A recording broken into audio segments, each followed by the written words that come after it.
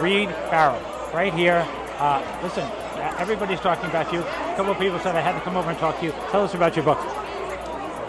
This is the first book in a new series. It came out last year.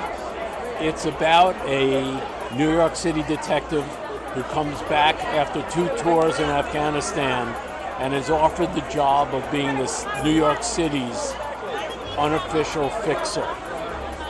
So the messes are made by the city, but the solutions are his. And he's given carte blanche to fix them however he can. Who are we going to cast in his part in the movie? That's a good question. It's a great character. Yeah. Daniel Craig would be good. Daniel Craig would be great.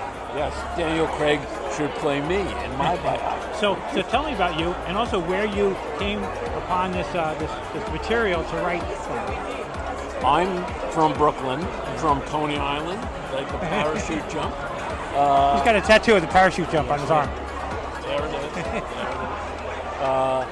And I started out, I was a published poet by the time I was 15, and I went to college for poetry.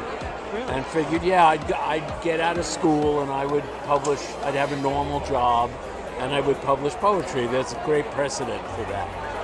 And then I would working of all places, the cargo area at Kennedy Airport. And I took a night class back at Brooklyn College, and it was called American Detective Fiction.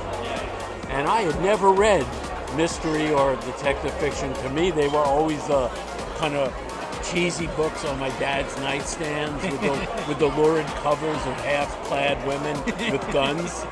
And I took half-clad women with guns. Yes, the title of my next book.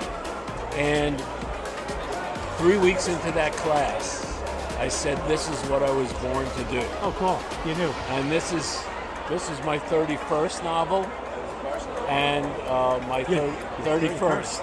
Yeah, I've been on the New York Times bestseller list 6 times. To hear that, look at that. Congratulations, this is great. And no one knows who I am.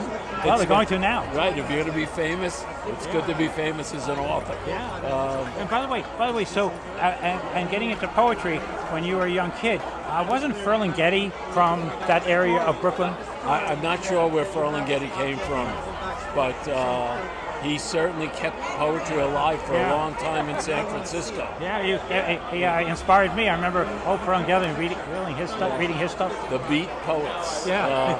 I actually took a class at which Allen Ginsberg read Howl to my did class. you? Yeah. It was kind of cool. He taught at Brooklyn College for a while. Yeah, so my 32nd book, the sequel to this book, comes out this Tuesday. It's called Blind to Midnight, and it's the 2nd book in this series. This is really exciting. Your stuff and the characters you're writing. You must have been talking to somebody in Hollywood about turning this into films. Yeah, my agent is a pretty famous Hollywood screenwriter as well. Yeah. He was one of the screenwriters of Avatar. Oh, really? Yeah. So but one thing you find out in the book business is the book business and the movie business are 2 separate businesses, and there's a lot of stuff that should be made into things but never gets there, but they are apparently close to a deal.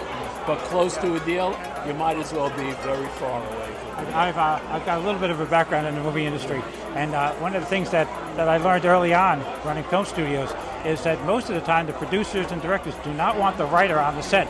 Stephen King, it's in his contract, do not come near the set because they'd come and they don't understand the process, and then sometimes some movies you just couldn't afford to make them. They're great plot, great characters, but you couldn't afford to make the movie the way the book would read. So, and if you can't make it, you can't make it profitable. You can't make it. To me, I know they're two separate art forms. Yeah. You know, movie making and books, they're different things. You know what? I know a lot of author friends who've had movies and television shows made, and they've all said the same thing. We went to the bank and cashed the check. But Reed, I'll tell you something. You're the only truly creative part of those processes. Film and TV, And I used to bring I talk about the story too much, but whenever the writer would come around the set, I'd stop everyone and say, hey everybody, I want you to stop, I want a round of applause. You all have your jobs because of this guy. And you're the only truly creative part of the process. After that, everybody's interpretive. They're interpreting what it is, they may be creative, but you're the only person. Everybody depends on you. Well, you want to be my PR man? Well, that was great. Thank you. I look forward to that day when I get a round of applause on the set. Yeah, you wouldn't have a movie, you wouldn't have a TV, you wouldn't have a series, nothing, if it wasn't for the writer who took something from nothing and made it into something. But you've done a lot of that, 31, 32? As I like to say, 32 novels in, I'll get it right eventually. So, I don't want to ask an unfair question, but is there any way that you could describe your style of writing? Yeah, I actually am a mystery writer with a kind of a literary style, a poetic and lyrical style of writing. Maureen Corrigan on NPR once called me a hard-boiled poet.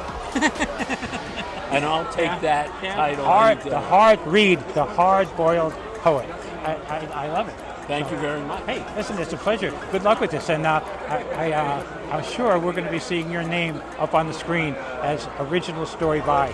But you've already seen my poster in the post office. So. but also, I love the character. What's the character's name, by the way? Nick Ryan. Yeah? Yeah. Cool. But and all this, you had some background to call upon to write this character? I lie for a living. Listen, it's a real pleasure. Thank you. Thank you. Thank you. Thank you.